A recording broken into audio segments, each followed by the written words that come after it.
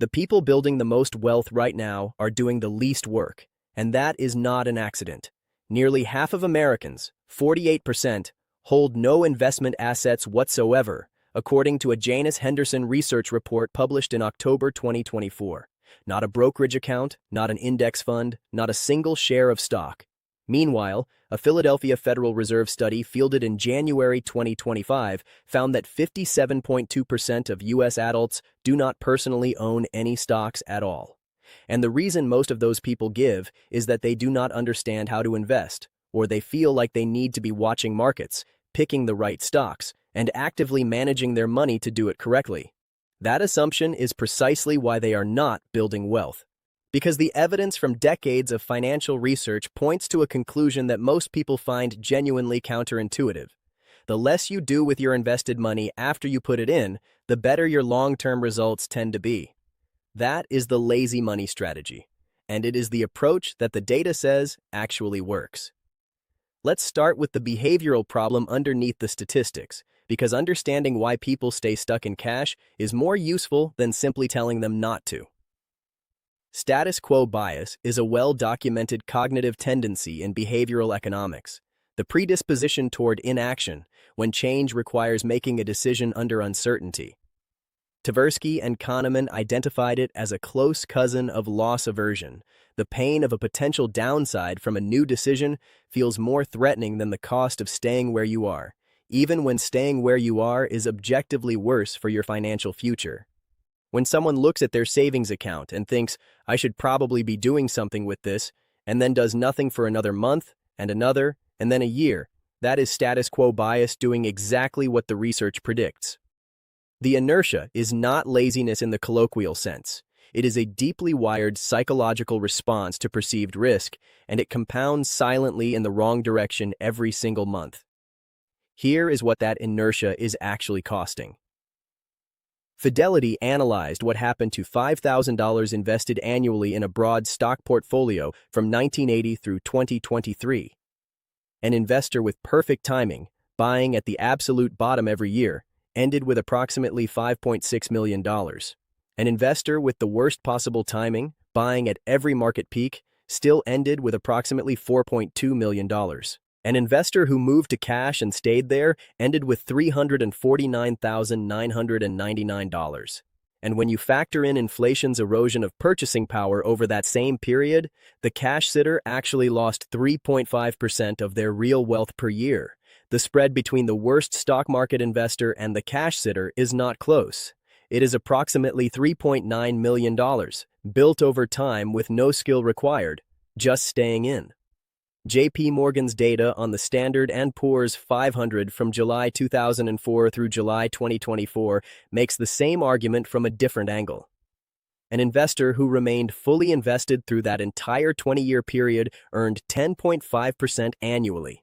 An investor who missed just the 10 best days of the market over those 20 years earned 6.2%.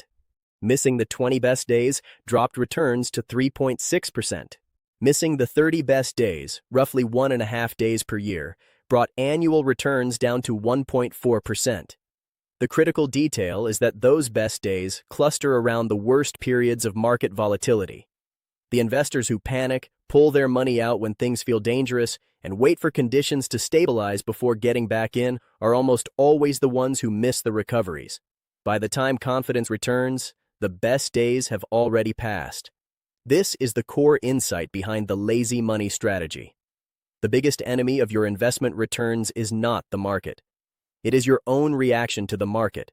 Behavioral finance research has consistently found that emotional decision-making, panic selling during downturns, chasing performance after a hot run, constantly shifting between funds, reduces annual returns by 1 to 2 percentage points compared to simply staying invested. Over 20 or 30 years, 1 to 2 percentage points of annual drag is the difference between retiring comfortably and not retiring at all. So what does this strategy actually look like in practice? It has 3 components, and none of them require any financial expertise or ongoing attention once they are set up. The first is the vehicle. A broad, low-cost index fund that tracks the total U.S. stock market, or the Standard & Poor's 500, is the foundational asset.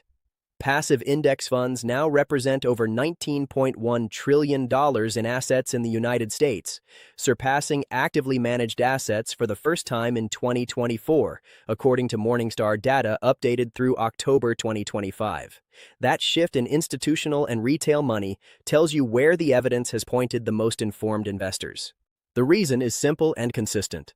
Morningstar's most recent active and passive barometer, published in early 2026, found that only 21% of actively managed funds survived and beat their average indexed peer over the decade through June 2025.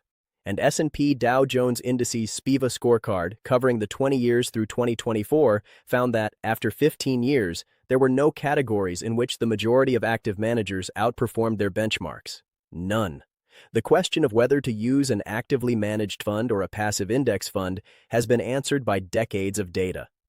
The active fund manager who beats the index consistently enough to justify their fee is the exception so rare it functions as a statistical rounding error for most people. The cost difference matters enormously over time. Morningstar's data at the end of 2025 showed passive exchange-traded funds carrying an average expense ratio of 0.135%. Compared to 0.42% for actively managed exchange-traded funds. That gap, roughly 0.3% per year, sounds trivial. On a $100,000 portfolio, it is $300 per year in added fees. On a $500,000 portfolio over 20 years, the compounding effect of that fee difference is tens of thousands of dollars that either stays in your account or flows to a fund manager. John Bogle, who founded Vanguard and pioneered the index fund concept, built his entire philosophy on this arithmetic. Costs compound just as returns compound, only in the wrong direction. Every dollar that leaves your account in fees is a dollar that cannot compound for the next 20 years. The second component is automation. This is where behavioral design becomes more important than financial knowledge. Richard Thaler, whose research on behavioral economics earned him the Nobel Prize in Economics in 2017, established through extensive study of retirement savings plans that automatic enrollment dramatically increases participation rates and long-term wealth accumulation. When people have to actively opt in to saving, most of them do not. Status quo bias and inertia keep them from taking the first step. When saving is automatic and they have to actively opt out to stop it, most of them stay in. The same principle applies to index fund investing outside of a retirement account. Set up an automatic transfer from your checking account to your brokerage account on the same day your paycheck arrives, before the money has any chance to be spent on anything else. Then set the brokerage account to automatically purchase shares of your chosen index fund with whatever cash lands there. 2 automation steps, set up once, and then you genuinely do not need to think about it again. A 2025 analysis published in behavioral finance literature found that investors using passive index funds reduced their trading frequency by 40% compared to those in actively managed portfolios. Lower trading frequency means lower costs, fewer behavioral errors, and better outcomes. The automation removes the temptation to act. The third component is the most psychologically demanding because it requires doing nothing when everything in you wants to do something. During market downturns, and there will be downturns, there have always been downturns, the lazy money strategy requires that you not look at your account balance, not move your money to cash, not pause your automatic contributions, and not try to wait for a better entry point. Morgan Housel's framework in his work on the psychology of money is precise on this point. The investor's job is not to optimize for the best possible returns in every market condition. It is to survive every market condition so that compounding can continue uninterrupted. The investors who do the most, who monitor daily, react to headlines, and try to outsmart the market, consistently underperform the investors who do the least. That is not counterintuitive anymore once you understand the behavioral mechanics. It is the expected outcome. What does this build over time? Here is a concrete illustration using historical data. An investor who puts $500 per month, $6,000 per year, into a total stock market index fund starting at 30 years old, earns an average of 8% annually, and does nothing else for 35 years arrives at retirement with approximately $1,100,000.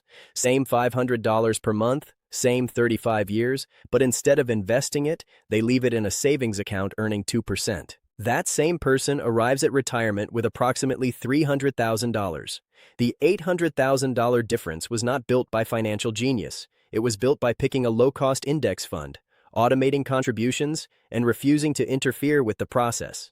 88% of Americans believe they need passive income to be financially secure in retirement, according to IPX 1031's 2025 Wealth Building Survey. The lazy money strategy is how ordinary people build the base that generates that income. Not by finding the perfect investment, but by getting out of their own way. Here is your concrete step for this week. Open a brokerage account if you do not have one. Fidelity, Schwab, and Vanguard all offer free accounts with no minimum deposit requirements as of early 2026. Set up one automatic monthly transfer from your checking account to that brokerage account for whatever amount you can commit to without missing it. Even $50 is a starting point. Then set the account to automatically invest that cash in a total market index fund or an S&P 500 index fund with an expense ratio below 0.2%. Then do not log in to check your balance for 30 days. The goal of that first month is not to see growth. It is to experience what it feels like when the system runs without you, and to let the automation do what willpower and attention never reliably will. The single behavioral shift that makes the lazy money strategy work is accepting that your most important financial decisions are made at setup, not continuously. The investors who keep opening the app, second-guessing their allocations, and reacting to market noise are the ones the data consistently shows underperforming. The investors who build the system once and then protect it from their own interference are the ones compounding quietly toward financial security while everyone around them is busy doing too much. At Next Gen Finance, this is the kind of system-level thinking we come back to again and again because the research is unambiguous on what works, and most people never hear it framed this way. Subscribing means you get a new framework like this every time we publish, built on evidence and designed to change how you actually behave with money, not just how you think about it. I want to know where you are right now. Do you have an automated investment system already running? Or is your money sitting somewhere doing nothing while you figure out the right moment to start? Drop it in the comments. I read every single one, and your honest answer shapes what we dig into next. This video is for educational purposes only and is not financial or investment advice. Please do your own research and consult a licensed financial professional before making any financial decisions.